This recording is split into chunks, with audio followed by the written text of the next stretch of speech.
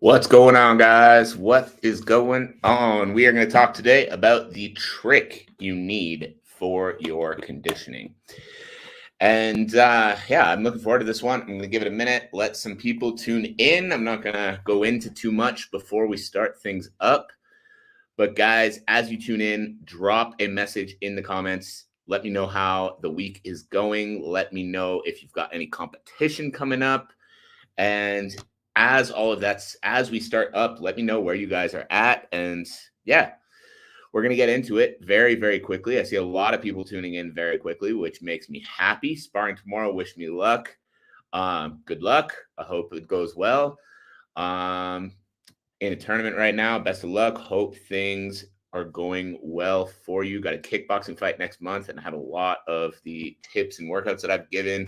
I appreciate you, man. I'm glad they're helping. Best of luck in the fight. Hope everything goes well. Fighting July 13th. Yo, stoked for you. Hope everything goes well. All right, guys, we are going to get right into it. We are going to talk about the trick you need for your conditioning. And we are going to go in 3, 2, 1. Welcome, everybody, to another episode of the Elite Development Podcast, the #1 show for athletes looking to gain an edge on their opponents and build their dream careers in sport. I am your host, Kenny Dussault, and today we are talking about the trick you need for your conditioning. So, guys, the reason that I'm bringing this one to you, the reason that I'm getting into this today is because I get questions like this a lot. Right? What is the best way that I can get my conditioning up the fastest? What is the best exercise that I can do for conditioning? What is the best way that I can get in shape for my fight that's in 2 weeks or my fight that's in 3 weeks or whatever it might be? John Nguyen, see you there. Appreciate you, man. And when I get all of these questions, the one thing that all of these questions have in common is plain and simple, you're looking for a trick, right? You're looking for how you can do it the fastest, how you can do it the best, how you can basically just like skip the line of what needs to happen to get better conditioning faster than anyone else. For the guy who just asked for weight cut instructions, go follow Coach TJW on Instagram. He's the man. I don't do weight cuts. I send all my athletes to him. Now, the problem with looking for these things, right? The problem with asking like the best way to get the best conditioning the fastest, or the best exercise you can do, or how you can get in shape for your fight in 2 weeks. The problem with all of these things is, guys, plain and simple, the trick that you need for conditioning is to understand there's no fucking trick, right? And I know that that's going to sound, like I tricked you with the title of this episode. And I hope I did a little bit, because you guys need to hear this message. You need to understand that there's no quick fix. Like if you haven't been training and then you have a fight in 2 weeks, there's no way to just magically get in shape in 2 weeks. Like there's some exercises you can do before that maybe can see a slight difference, but you're not going to get in shape in 2 weeks. It's just not going to happen. And the same thing is with like the best conditioning exercise, right? There's no one exercise. I get that question almost every time I do Q&As on my Instagram story. What's the best exercise for conditioning? And guys, there is none. Right? I always try to give as many options as I can, as many different things that you can try to work all the different areas of conditioning. But honestly, it would be a disservice for me to say the best exercise for conditioning is this, right? Because you're not going to get everything out of that one thing. You're going to miss areas. You're not going to do all the work required if you try to narrow it down to one exercise, all the work required if you try to nail it down to like just one type of session. You're going to be missing areas. So the trick you need to understand is that there's no trick. The trick you need to understand is that you need to keep doing it consistently and you need to keep working on improving it. And I know that that doesn't sound like a trick because it's not meant to be. It's not meant to try to trick you. It's not meant to try to give you anything other than the cold, hard truth, which is you need to continuously work on it. You need to continuously improve it. And you need to continuously focus on improving in your weaker areas. So when it comes to conditioning, if you are one of those athletes right now that goes, okay, I understand there's no trick, but what do I do? Right? This is why I've created my social media accounts the way I have. I literally give every piece of everything I could possibly imagine to try to help you guys build your own conditioning programs for free And if you don't want to do that, obviously, shameless plug, shoot me a message. We can talk about my coaching programs and how we can do that for you. But the thing you've got to understand is that it's consistency. If you're not doing anything for your conditioning right now, the number one thing you can do, the best trick you can have is just start working at it, right? Take that step from 0 to 1. Start by, if you're not doing any conditioning work, start doing some. Is it going to be perfect? No, but it's going to be better than not doing any, right? And then if you start doing that for a couple of weeks, couple times a week, you're 2, 3, 4 weeks in, you start noticing, okay, my endurance to go the distance is starting to feel better, but muscles are starting to gas out after I'm going for a couple of rounds. Well, then now we go try to find one of those muscle endurance circuits I've talked about and start adding that in a couple times a week.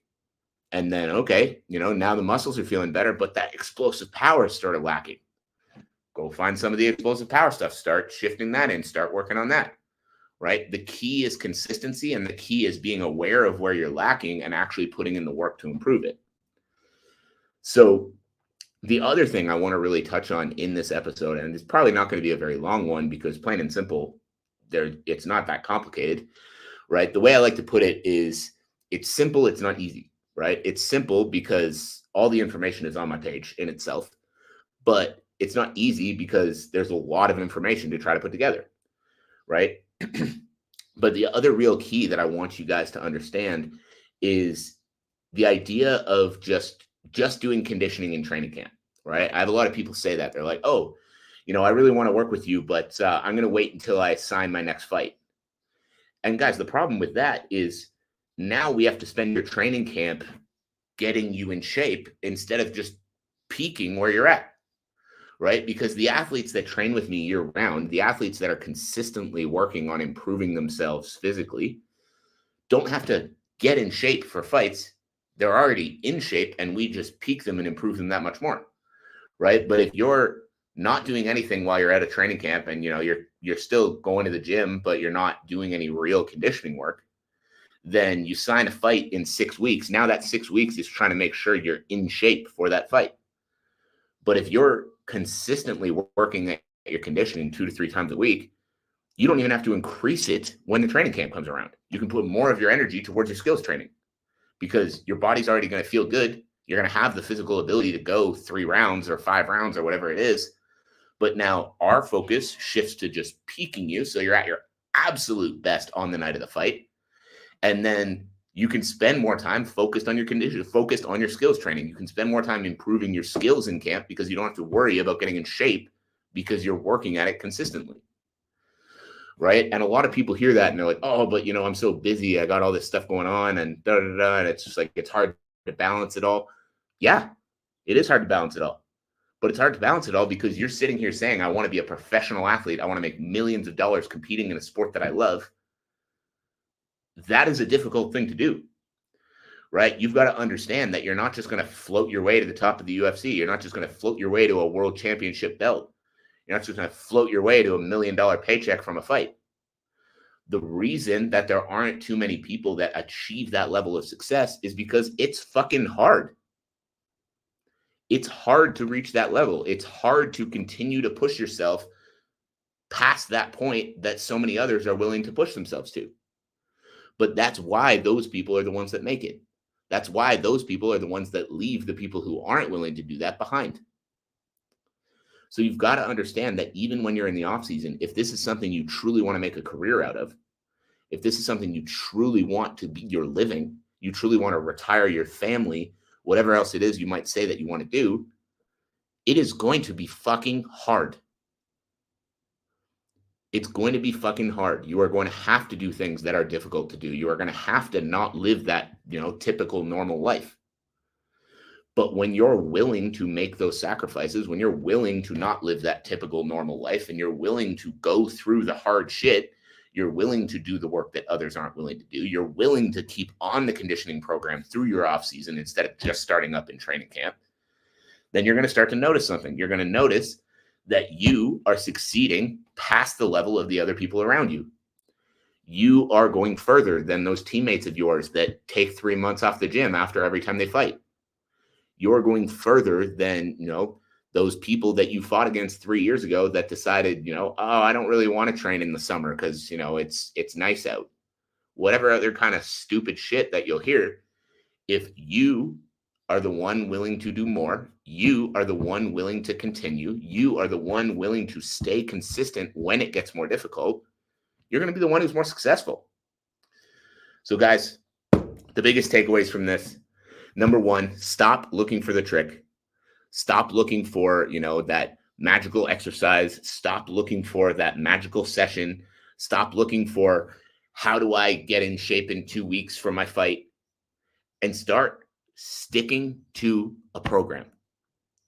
I understand that strength and conditioning isn't the thing that you guys are there for, right? If I talk to literally any fighter, I work with over 100 combat sports athletes around the world, and I guarantee if I talk to every single one of them, and I gave them the choice, go do a strength and conditioning session or go do a skill session, like, kickboxing, boxing, MMA, whatever, every single one of them is going to pick their skill session. I understand that, right? Because that's what their actual competition is. That's what they love to do. It's not hard to show up for that. What's hard to show up for is the stuff that you don't love doing as much, the weights, the conditioning, all that. But the ones who are willing to show up for that consistently and willing to do that even on the days that they don't really want to and willing to continue to make improvements there are the ones who are going to leave the ones who aren't willing to do that in the fucking dust. So number one, learn that there's no trick and you just need to stay more consistent with it. Number two, you need to understand that when you are at that point that, training camp, when you are at that point where you fight and you're in the off season, if you're willing to continue to stay consistent with that, you're going to be the one that rises above. And the reason that it's hard to stay consistent with all your training, it's hard to continue to sacrifice, those nights out and those other things in that normal life. The reason that that's hard is because you want something that less than 1% of the world ever gets to achieve. And if you want to be in that less than 1% of the world, you need to act like that less than 1% of the world. And if you're not willing to act every single day like that less than 1% of the world, then you don't get that reward. And it's plain and simple. That's the answer. So guys, I hope you got some value from that. I hope you enjoyed. If you did, I would love to hear what value you took away, what things you're going to start implementing into your own training. Shoot me a message across any of my social media accounts. I appreciate you guys so much for tuning in. I hope you have a fantastic rest of your day. If you've got questions for me, right now I have a Q&A up on my Instagram story. So make sure you go to my Instagram story, drop your questions in there. Try to do those twice a week, every single week. Drop your questions in there, and then I will get to them as the day goes on. But as of right now, I appreciate you all so much. I hope you have a great rest of your day, and I will catch you